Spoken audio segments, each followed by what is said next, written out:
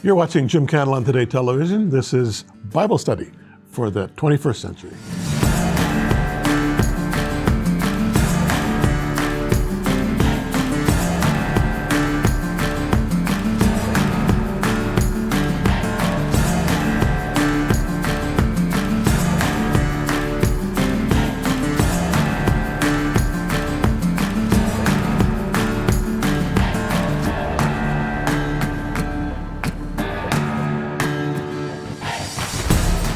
So welcome, friends. Jim Cantelon here. We are in Mark chapter 5, and we've been following all of these very interesting anecdotal narratives about Jesus' early ministry in the Galilee, and it's just fascinating. When we come back, we're going to be looking at him raising a dead girl and a hemorrhagic woman being healed just by touching his garment. We'll get there right after this.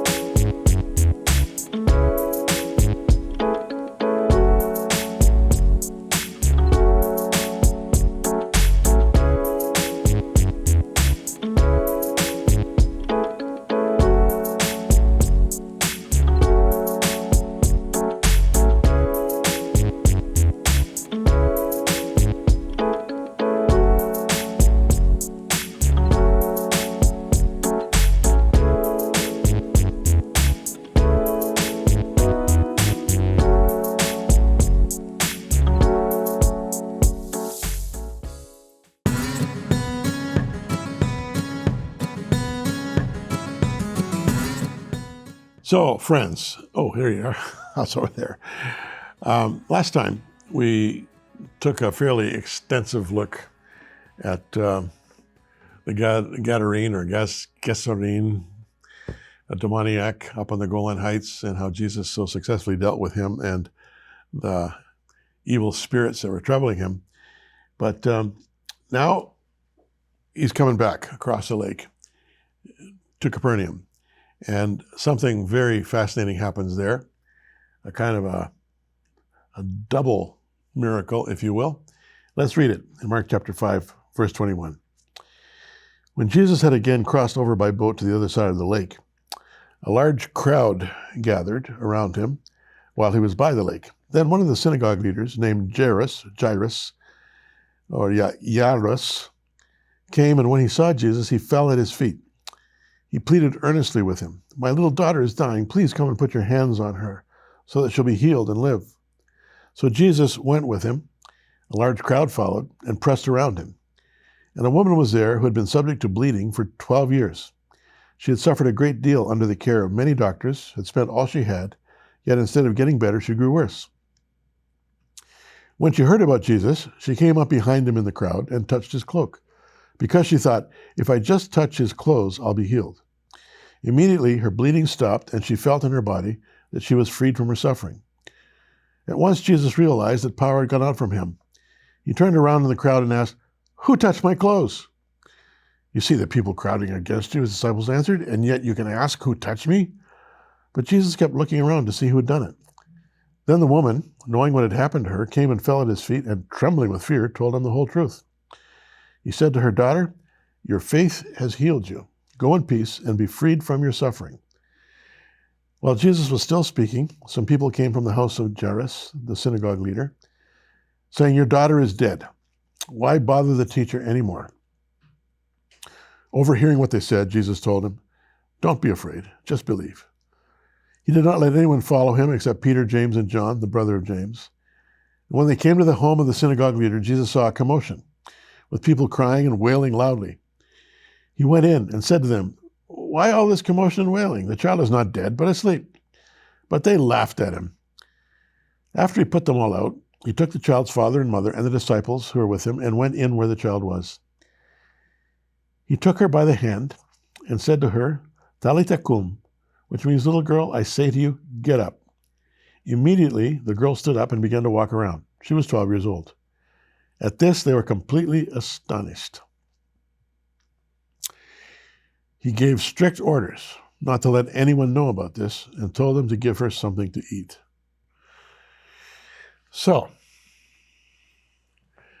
Jesus has just dealt with Legion, this multi-headed monster, if you will, who'd been terrorizing the Gadarenes through this poorly and seriously afflicted man who Jesus released from his suffering. The crowd asks him to leave because they think he's going to terrorize them more than the demoniac was terrorizing them. Because as far as they were concerned, Jesus had a greater evil than the demoniac had. That's why he was able to throw him out. That, of course, was a total misrepresentation. Jesus doesn't even attempt to defend himself. He just leaves, walks down the Golan Heights to the Sea of Galilee, gets in the boat, and they cross the lake back to Capernaum. Now, because I know the region so well, having lived there for 7 years, I can tell you something you probably don't know. Sea of Galilee is small. It's not a sea, it's a lake. It may be, in kilometers, maybe 12 kilometers long and 6 kilometers wide. It's very small, and it's harp-shaped, and that's why the Israelis call it Kinneret, which means harp. It has, for centuries, been a very critical supply of fresh water and of fish to that whole region. In more modern times, it's been the primary source of water to the entire state of Israel until recently, when they began desalinating water from the Mediterranean and shipping it to the people in Israel, which, to the great relief of the Sea of Galilee and the Jordan River, which flows out of it, meaning there's greater volume than there's been for years. Nevertheless, when Jesus crosses the lake, he's crossing just the northern end of the lake. He's not going across the breadth of it. He's going across the northern end of it, which is much shorter distance than going across the middle. And the people see him coming in Bethsaida and Capernaum and some of the surrounding little villages. They know that that's Jesus out there. And so they run around that end of the lake to meet him when he lands in Capernaum. Capernaum is a little fishing village on the northern edge of the lake. So by the time he gets there, this huge crowd has gathered, and one of the crowd is desperate for Jesus. He, like the Gerasene demoniac, he falls at Jesus' feet and pleads earnestly with him to do something for him, in this case, to heal his dying daughter. Oh, Jesus probably knew this guy because he was probably one of the synagogue rabbis, and Jesus worshiped in that synagogue every week when he was there. So, as one of Capernaum's synagogue, we'd call him pastor, Jairus would have been well known to the crowd. He would have had some priority. Jesus, as I say, knew him, and Jesus probably knew his little girl too. So he goes with him immediately. The huge crowd follows and pressed about him as he and Jairus walked as quickly as they could to the stricken child. And walking through this milling throng would be similar to trying to make your flight, pushing through hundreds of people at an international airport terminal. I've been there many times. Maybe some of you have too. You don't make eye contact. You don't pay any attention to the assorted elbows and shoulders jostling you around. You just want to get to your gate and get on that plane, right? Well, this is what's so amazing about the touch. With all the elbows, all of the knees, all of the pushing, the shoving, Jesus is aware that something has happened to him.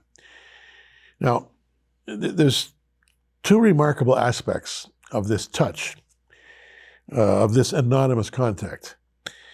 First of all, Jesus realizes that, as Mark says, the power had gone out of him. And secondly, the woman who touched him, who had been bleeding for 12 years, and because of this affliction had quite likely been socially marginalized, if not ostracized, has this sense that something has happened to her. She had become like a leper, fearing contact with others because they feared contact with her. And, in that time, if you were ill, it was because you'd done something wrong. That's how they saw it. So the fact that she would break out of isolation and plunge into the crowd and intentionally touch Jesus demonstrates her desperation and her faith. She hoped that just a touch of his clothes would heal her. There's a lot of artistic impressions of this story. I think of one. It's a beautiful painting in a building in Magdala. You know, Mary Magdalene, Mary from Magdala, which is just on the northern edge of Tiberias on the western shore of the Sea of Galilee. A beautiful picture that a painter has done of this woman on the ground, just reaching out and touching the hem of his garment. It's very moving. But you can you should Google it. Google touching the fringe of his garment. Google that. You'll see all kinds of artistic impressions. And if she did this, this was the third time in 24 hours that Jesus responded to a kneeling petition. The demoniac kneeled, Jairus kneeled, and now she's kneeling. And nevertheless, it's remarkable that in all of that crowd, Jesus felt her touch. The disciples react cynically, saying, "Excuse me, Master, but everybody's touching you. I mean, we're in this massive crowd here." He ignores them. You know, a good thing Jesus did ignore them from time to time. I'm sure that he ignored them more often than we read here. But this brings us to the remarkable second aspect of the touch. Mark tells us he realized power had gone from him. I'm not a Greek scholar, but I do have a Greek dictionary, and I can study the Greek language slowly. But the word for power is dunamis. We get dynamic from dunamis. It has the nuance of inherent power. That is, power that exists in the constitution or essential character of something or someone, and it by nature represents that thing or that person. Jesus had inherent power, no doubt. It's assumed in all the accounts of his miraculous ministry. But here, I should say, we read that Jesus knew that power had been drawn from him without an act of will on his part. We don't see this anywhere else in Jesus' story. Had this woman taken Jesus by surprise? It's intriguing and mysterious. Yet Jesus credits the woman's faith for her healing, not for the power that went out of him. I guess the point is that her faith was the catalyst to the release of that power. Faith is really important. And we need to actually believe that Jesus can heal. Because he can. And because he does. And as a pastor for over 50 years, I can tell you again and again and again, I have witnessed God's miraculous healing of the sick. If you need healing, look to the healer.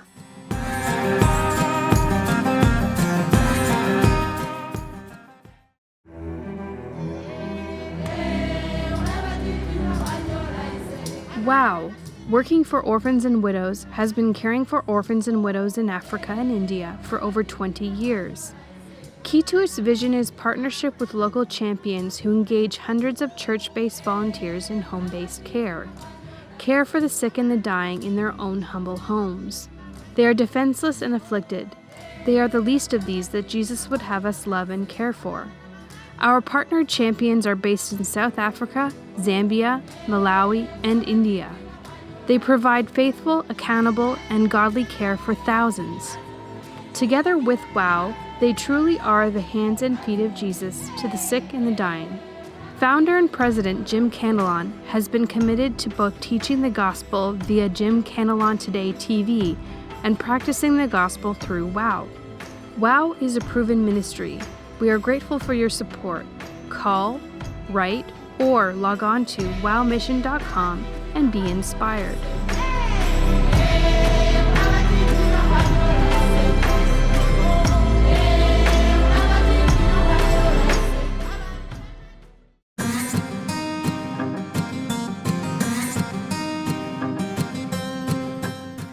Now this touch, it's a beautiful picture, it really is.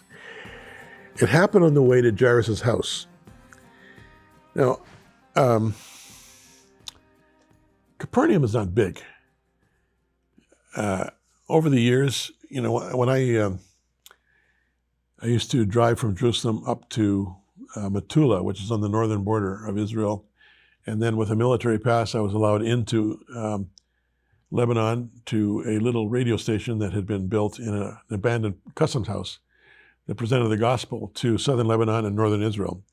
And the whole area was a war zone. I had some remarkable experiences there, believe me. But I would drive from Jerusalem down through the Judean wilderness to Jericho. At Jericho, I pick up the Jordan Valley Highway, or road. It's not a highway, it's a 2-lane highway with hardly any shoulders and very windy. And I would drive north all the way up past Bet Shan, which is one of the 10 cities, the Decapolis cities that the Romans established centuries ago, to Tiberias, right on the Sea of Galilee. I go around the Sea of Galilee, and then I would take 8 switchbacks up to the Upper Galilee and pass the Mount of Beatitudes on my right, get up to the Upper Galilee, and then a slow ascent for the next 45, 50 minutes of driving to Metula. And then I would cross over into Lebanon. The point being that I passed Capernaum 8 times a month for 7 years. And many times I would stop in Capernaum. Sometimes there would be visitors that would want to see it for the first time, and they would ask me if I would come with them, which if I had the time to do, I would do. It's not a big area. It's beautiful. It's been very lovely in terms of its upkeep. There's an old synagogue there that was reconstructed, I think in the 4th century, with white sandstone rocks. But the basement, or I should say the foundation, is still the dark basalt rocks, the volcanic rocks of the original synagogue. The original synagogue in Jesus' time would have been made out of black rocks, not out of white sandstone. It's a beautiful synagogue. And then there's all kinds of things that they've discovered there with various digs. And there's beautiful trees and flowering bushes. And then you got the Sea of Galilee right there, lapping on the shore of Capernaum. It's beautiful. Anyway, this is where this woman touched him. And now where Jairus' daughter is about to be touched in a very remarkable way. But the point is that Capernaum being so small, the distance to Jairus' house would have been less than maybe 200 meters, maybe 300 at the most. And Jesus, of course, had adopted Capernaum as his hometown. He was boarding with Peter and Andrew. Peter's mother-in-law was sort of the mistress of the household. Jesus probably had his own room there with his own bed. And so he was able to, have some privacy when he was in the area. But when he wasn't in Capernaum, the foxes had holes, the birds of the air had nests, and the Son of Man had nowhere to lay his head. In other words, he was an itinerant preacher, and he was at the mercy of the hospitality of people in the various villages and towns where he ministered in terms of finding a place to sleep. Anyhow, they get to Jairus' house. When they get there, they see this crowd milling around, and they're wailing and weeping and mourning only like people in the Middle East can wail and mourn. The words of some of Jairus' neighbors still ringing in their ears. There's no point. The girl's already dead. And this mourning ritual would have indicated that as far as the crowd was concerned, she had died. You would think that Jesus would say, "Oh, we're too late." Jesus says, "No, not too late." So he takes Jairus, his wife, and Peter, James, and John into the house to see this little girl, who, according to the crowd, has just died. When he told the crowd, by the way, she's not dead, she's asleep, they scorned him, they laughed at him. Now, interestingly, these are the same people who had seen Jesus perform all kinds of miracles at Capernaum over the last several weeks. I mean, how soon we forget, right? How soon we can become negative and derisive, scornful, putting people down, not recognizing that in putting people down in a sick kind of way, we're trying to build ourselves up. It's quite astonishing, how soon we forget, indeed. So he goes in and he tells the little girl to get up. And she does. The scornful, the mockers, the laughers, the haters even, were suddenly totally silent, in awe, as this little gal walked. She was 12 years old, young woman, and she walked out among them. But interestingly, Jesus says before they go out to Jairus and his wife and the little girl herself, now let's keep this between us, shall we? Why would he do that? Simple. Jesus was already having an issue with crowd control. He was already being swarmed by people. On one occasion, he had as many as 50,000 people following him around in the Galilee. I mean, this is like a small town following him around. I mean, he was like a mobile medical clinic. People were following him around not because they were so intrigued with his teaching, but because they had illness and they needed to be healed. Illness is a part of the human condition, right? So he didn't want more publicity. He certainly didn't want people doing what they eventually they did, was to hail him as Messiah. And we see that in the triumphal entry much later. He didn't want this. He didn't need this. He wasn't looking for popular acclaim. He wasn't looking, for a political vote. He wasn't looking to rule the world out of Jerusalem from a throne that would be established for him there. This didn't interest him. And he knew that, when it comes to raising someone from the dead, this would blow people away, and he'd have to live his life at night in the mountains trying to get away from everybody. So that's essentially what's going on. Well, he did it. So now we're going to pick it up in chapter 6, verses 1 to 6. Okay? Jesus left there and went to his hometown. Now, his hometown originally was Nazareth, right? Accompanied by his disciples. When the Sabbath came, he began to teach in the synagogue. And many who heard him were amazed. Where did this man get these things, they asked. What's this wisdom that has been given to him? What are these remarkable miracles he's performing? Isn't this the carpenter? Isn't this Mary's son? And the brother of James, Joseph, Judas, and Simon, and his sisters are here too? And they took offense at him. Wow. Jesus said to them, a prophet is not without honor except in his own town, among his relatives, and in his own home. He could not do any miracles there except lay his hands on a few sick people and heal them. He was amazed at their lack of faith. To this point, Mark has presented Capernaum as the epicenter of Jesus' ministry, with a brief foray, if you will, into greater Galilee and a boat trip across Kinneret. But now he travels to Nazareth, which is not that far, but a fair walk and over a few hills. And again, it's pretty tricky. I've driven it. In my car, it would take me maybe 40 minutes. Walking would take maybe half a day. He goes to Nazareth, and then he comes back to the greater Galilee. Then he goes to Lebanon, Tyre and Sidon. And then he goes to the Decapolis cities, all 10 of them. And then he goes to Dalmanutha. Then he goes to Bethsaida twice. Then he goes to the region of Caesarea Philippi, which is up on the northern border with Lebanon. Then Mount Hermon, which shares ownership with Israel, Lebanon, and Syria today. Then back to Capernaum. And then after all these travels, he begins the journey to Jerusalem. So Jesus' ministry had obviously taken on a life of its own.